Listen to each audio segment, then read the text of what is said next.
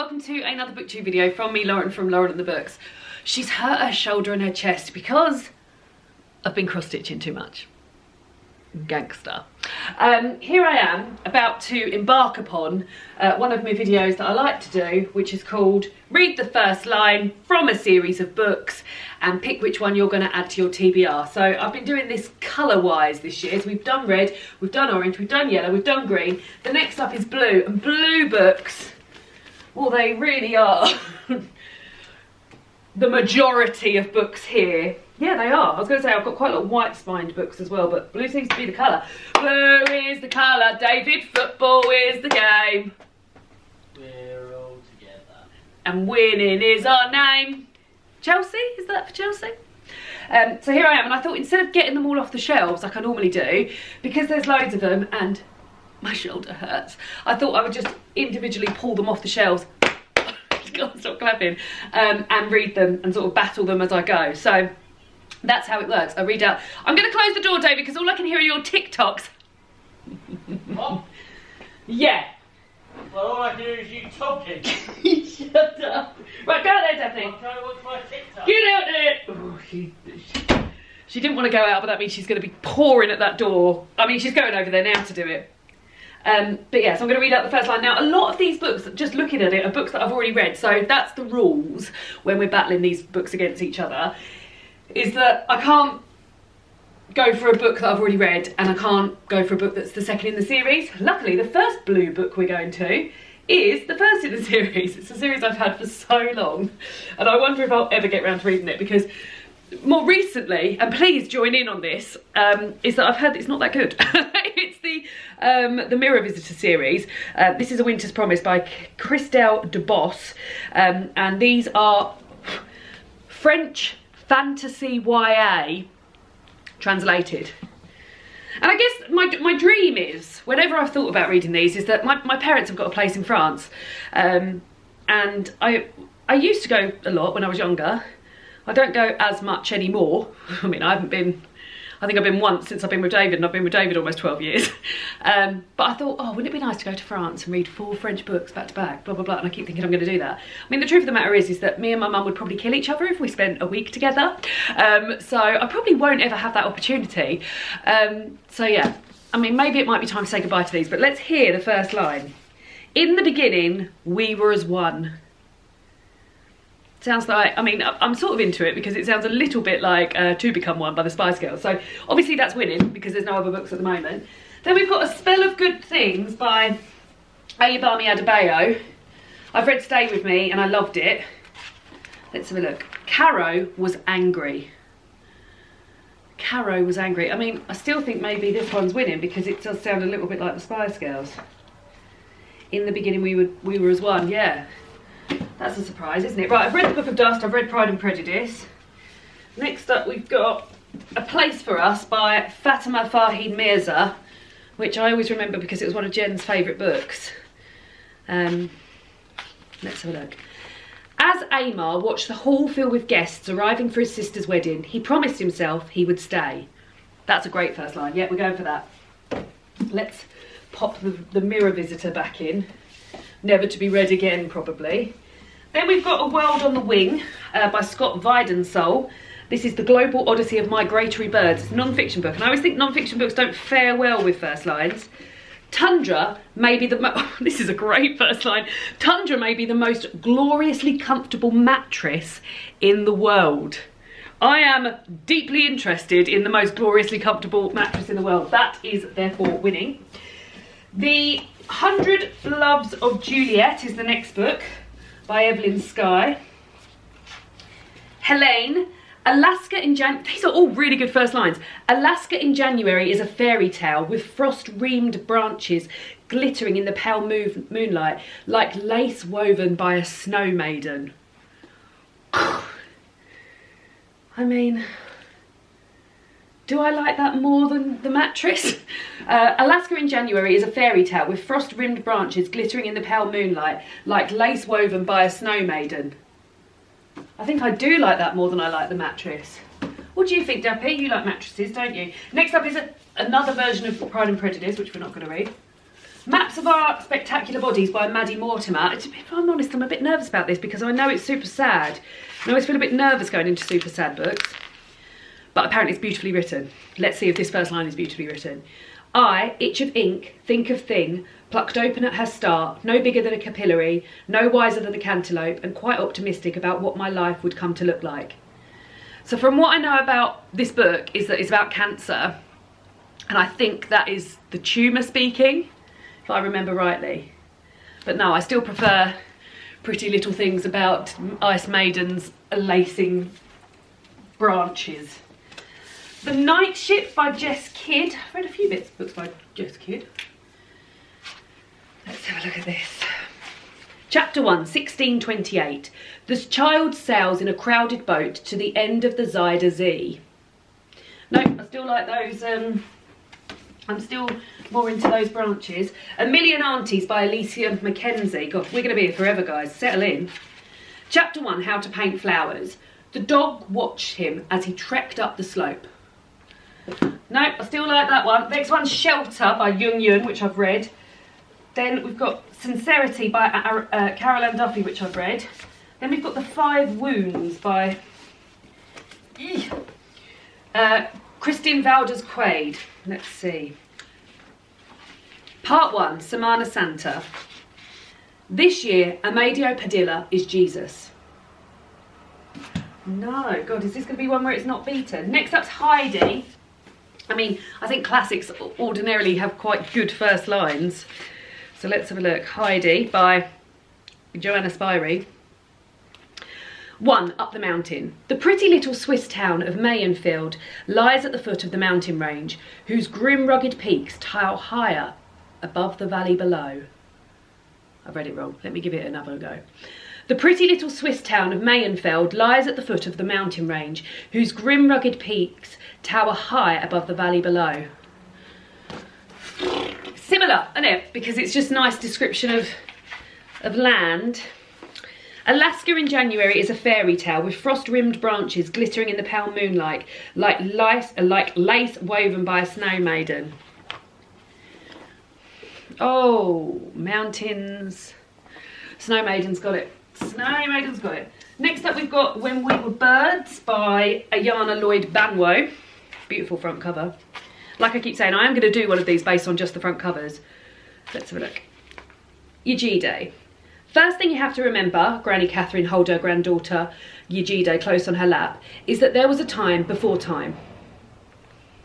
I like it, but I like that maiden more. Next up is East Side Voices, essay celebrating East and Southeast Asian identity in Britain, edited by Helena Lee, apologies. And this is the introduction by Helena Lee. I was rudely shaken out of my second maternity leave by Quentin Tarantino. That's a really good first line. I was rudely shaken out of my second maternity leave by Quentin Tarantino. And like I said, I don't feel like the non-fiction books do well. Alaska in January is a fairy tale with frost-rimmed branches glittering in the pale moonlight like lace woven by a snow maiden. I think that's still got it. Next up, I've read Hamza Yassim's Be a Birder. I've also read Astro Poets. What Writers Read, edited by Pandora Sykes. That's exciting. This is a non-fiction book. Got this for Christmas last year, actually, from David's parents. And it's about, it's different, every chapter is about an author and what they're reading. I'm not going to tell you any of the authors because that's not what this is about. So this is Pandora Sykes' introduction. There is a newspaper slot that I love where authors are asked about the book they wish they had written that made them laugh, that made them cry, and so on. Yeah, because Pandora, I actually really like that newspaper slot too. There is a newspaper slot that I love where authors are asked about the book they wish they had written that had made them laugh, that had made them cry, and so on. I'm keeping that. I'm keeping it.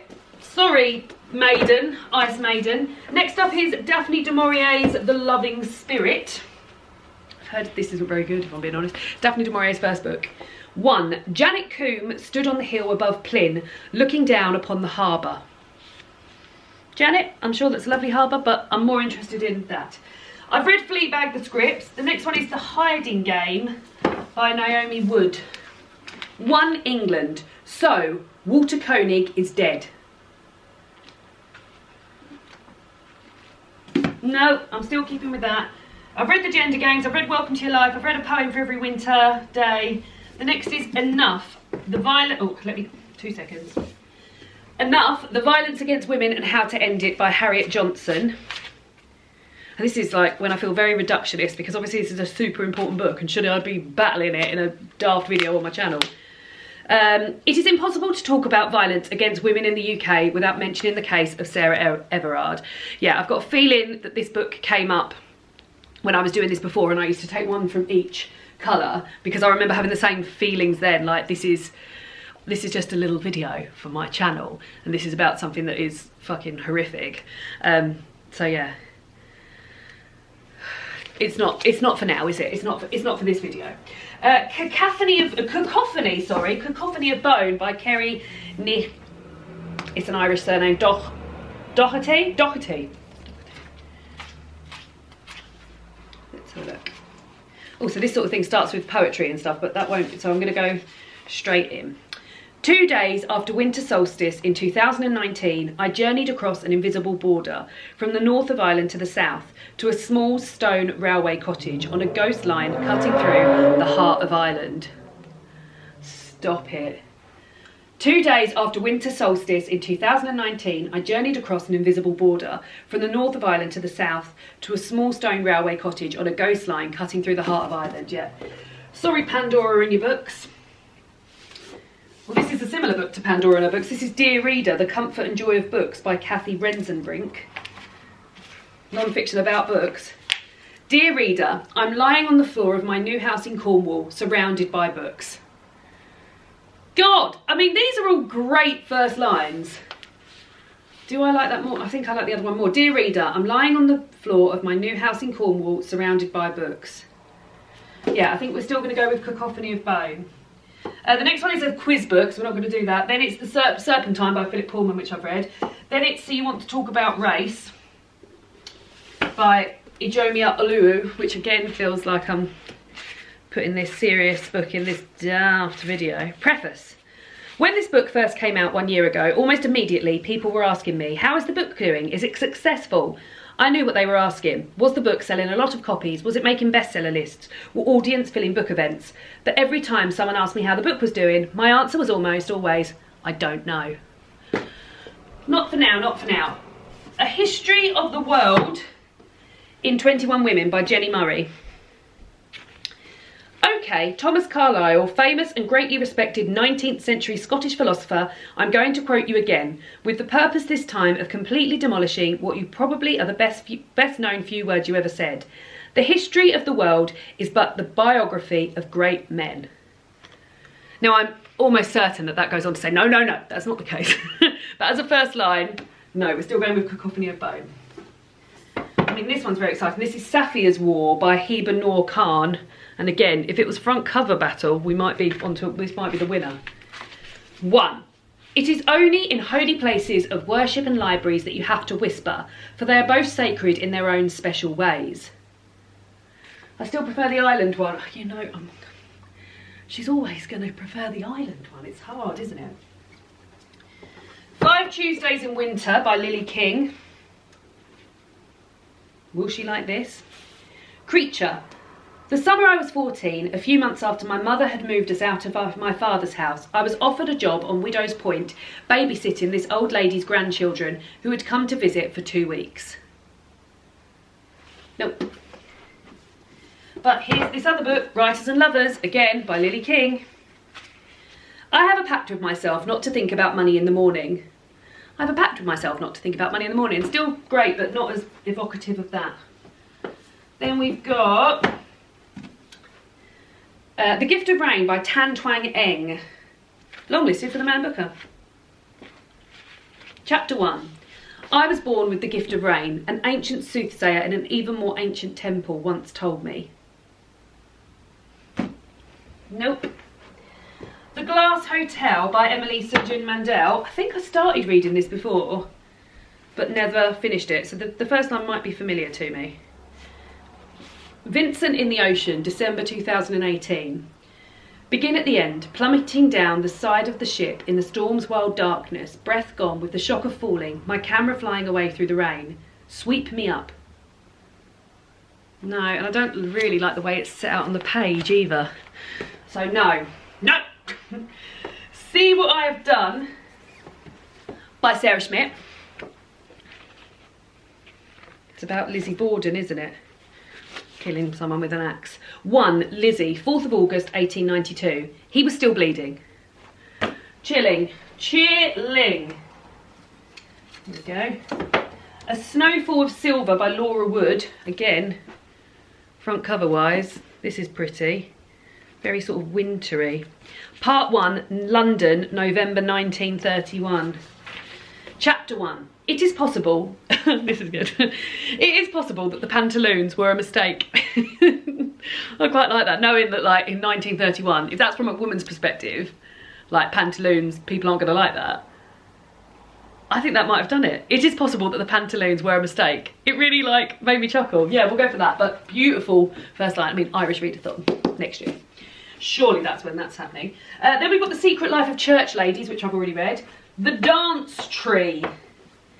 Let's go for The Dance Tree. I like to keep my hardbacks-ish together. The Dance Tree by Kieran Millward Hargrave. Let's have a look. I've read by Kieran Millward Hargrave The Mercies, which I really loved. Nun Dancing. She heard there was bread in the square. If I heard there was bread in the square, I'd be there. But I do like, it's possible the pantaloons were a mistake. It said, it is possible that the pantaloons were a mistake. Yeah, that was good. Okay, then Sea of Tranquility by Emily St. John Mandel. This might be the one maybe that I tried reading. I've read Station 11, 1. Edwin St. John St. Andrew, 18 years old, hauling the weight of his double-sainted name across the Atlantic by steamship, eyes narrowed against the wind on the upper deck. He holds the railing with gloved hands, impatient for a glimpse of the unknown, trying to discern something, anything, beyond sea and sky, but all he sees are shades of endless grey. Nice, but those pantaloons made me chuckle. Are You There, God? It's Me, Margaret. I've read that. Turning the Tide on Plastic. I've read that. This is The Smallest Man by Frances Quinn. Frances Quinn from the Bake Off? No, that can't be. Was her name Frances Quinn?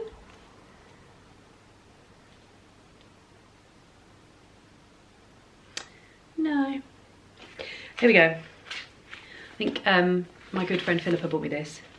The year is 1625. Not much to go on, is it? No. Then we've got Minor Detail by Adania Shibley. Nothing moved except the mirage. No. The next one is Under a Pole Star by Steph Penny. Apparently this is absolutely wall-to-wall shagging in here. Oh, starts with a map. You know I like a map. 1893, then we've got the prologue. The Aeroplane, a modified Douglas C-47 Skytrain, is a fat, shining cigar of aluminium, brilliant in the sun. That is a good first line. The Aeroplane, a modified Douglas C-47 Skytrain, is a fat, shining cigar of aluminium, brilliant in the sun. That's a very, very good description, but it hasn't given, like, the reaction I got from those pantaloons. Will we recreate it?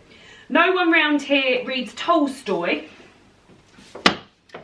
Memoirs of a Working Class Reader by Mark Hodgkinson. Preface. The walls are closing in. No. Benjamin Myers' The Offing. I sort of hope I don't like this because I think this is set in summer. Where did life go? Every day I find myself asking this one same question in the mirror, yet the answer always eludes me. Nah. Maya Angelou and Still I Rise. And this is poetry, so it's always a bit difficult, isn't it? So we're gonna, oh God. I've had this book for a long time and I think I bought it second hand, so it really stinks. A Kind of Love, some say. Is it true the ribs can tell the kick of a beast from a lover's fist? The bruised bones recorded well, the sudden shock, the hard impact. It's not done the same things for me as that pantaloon has. I've read Disobedience by Naomi Alderman. Next up is Other Women by Emma Flint. Let's have a look. Even now, over a year after B's first sighting of the city, London still seemed all movement. Great description of London. Even now, over a year after B's first sight of the city, London still seemed all movement. Still seemed all movement is lovely, isn't it? But I still think it's them pantaloons. Then we've got After Me Comes the Flood by Sarah Perry, who wrote The Essex Serpent. She's got a new book out now, hasn't she? Can't think what it's called. Wednesday, 1. I'm writing this in a stranger's room on a broken chair at an old school desk. That is good. I'm writing this in a stranger's room on a broken chair at an old school desk. I don't know if that's the rhythm I'm giving it, but it makes it feel like... Let me try and do it in a non-rhythm. I'm writing this in a stranger's room on a broken chair at an old school desk. I just can't. Yeah. I'm interested, but I also really like... The pantaloons are giving me, like... Has anyone seen... You know in the first series of Downton Abbey, when Sybil is getting a new dress done, and she turns up, and she's like gonna show everyone her new dress, and then she's in trousers and everyone's like loses their mind. That's the vibe I'm getting from there, and that is evoking something in me. I love Sybil so much. Loved. That's evoking something in me that's like, oh, I want to know more. Okay, so I think it still might be a Snowfall of Silver. So Bernardine Evaristo's Blonde Roots. Read a few books by Bernardine Evaristo. Girl, Woman, Other. Being hello up there. Oh Lord, Take Me Home. So while my boss Buana and his family are out clinking rum and coke glasses and shaking their wobbly backsides at fancy parties down the road, I've been assigned duties in his office to sort through his ledgers. Yeah, and I really like, it's very conversational, like the way it's just jumped in. It's almost like you're having a conversation with something like, so while my boss Buana and his family are out clinking rum and coke glasses and shaking their wobbly backsides at fancy parties down the road, I've been assigned duties in his office to sort through his ledgers. So I like that, but I still, it's going to be a hard one to crack, isn't it? There we go. Then we've got Travelling While Black, Essays Inspired by Life on the Move by Nanjala Nyambola. Let's have a look. Foreword. This is not a travel memoir. Not the same as that one for me. Then I've got, this is very cute, Marceline, Defender of the Sea by Jen Campbell and Valentina Toro. I mean... Chapter 1. It started to rain as they hurried back inside the classroom after lunch. I remember that so well too. Lunch, wet lunches. We're still going to go with the pantaloons. The Doll Factory by Elizabeth McNeill. Never read anything by Elizabeth McNeill. London, November 1850, a painting. When the streets are at their darkest and quietest, a girl settles at a small desk in the cellar of a doll maker's shop. No, we still want those pantaloons. Then we've got A Down Home Meal for Those Difficult Times by Meron Hadero. Chapter 1 is called The Suitcase. On Saba's last day in Addis Ababa, she had just one unchecked to-do left on her long and varied list, which was to explore the neighbourhood on her own, even though she promised her relative... Let's start again. On Saba's last day in Addis Ababa, she had just one unchecked to-do left on her long and varied list, which was to explore the neighbourhood on her own, even though she promised her relatives that she would always take someone with her when she left the house.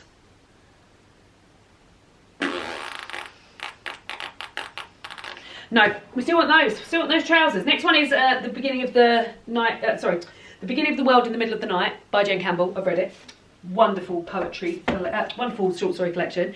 The Confession by Jessie Burton. 1. That Saturday, an early winter's afternoon on Hampstead Heath, Elise had actually been waiting for someone else. So what I'm realising is, any time there's a season mentioned, I'm like, oh. That Saturday, an early winter's afternoon on Hampstead Heath, Elise had actually been waiting for someone else. It's increasing my interest by a good 30% just by having a season there. But it's not winter, so maybe if it was winter, I'd be like, let's go for it. But I'm still into the pantaloons. The Seaw Woman by Chloe Timms.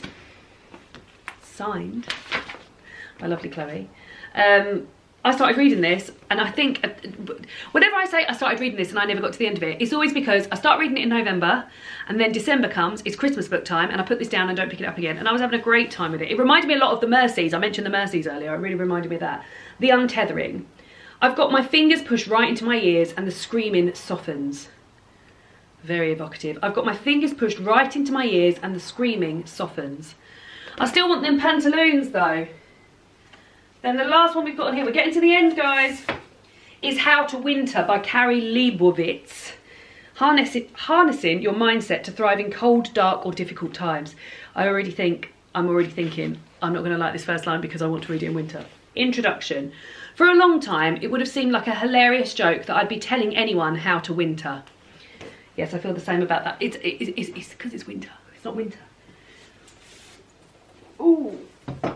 Out of the Darkness, Grenham Voices, 1981 to 2000 by Kate Kerrow and Rebecca Morden. Starts with a map of Grenham Common Airfield. I've been wanting to read this for a long time. This is the foreword. Dear contributors and readers, let's not do the foreword. Let's go for the preface by Kate Kerrow and Rebecca Morden. This book, which is about one of the most successful examples of collective female activism in history, also originated in female activism and collaboration. That's got me interested, but I'm attached to them pantaloons pretty badly. K Tempests. Ooh. Paradise, we've got two more after this. Oh, this is a play. Right, well, this will be interesting. Here we go. Where to start? I'll start with the, I don't know what this is called. God, I used to love reading plays, especially when I was at school. We'll start with the italics. I don't know what it is. The Island, a bleak beach, rubbish strewn, still in chaos from where a huge wave that broke some years before. The Island, a bleak beach, rubbish strewn, still in chaos from a huge wave that broke some years before. No. Penultimate book. A History of the World with the Women put back in by Kerstin Lucker and Uta Dainshall. Oh, it's translated. Lovely. This looks great as well, look. Okay, we'll skip to In the Beginning. When we tell the story of our planet, we can't avoid phrases like maybe, probably, and it is thought. Still the pantaloons. Right, we've got one more chance for the pantaloons to fail, and it's The School for Good Mothers by Jessamine Chan. Covered in fluff from my cat. Let's have a look. 1. We have your daughter. That's a really, really good first line. I think maybe any other day, any of these other ones could have won. But A Snowfall of Silver by Laura Wood, aka Pantaloons, has won.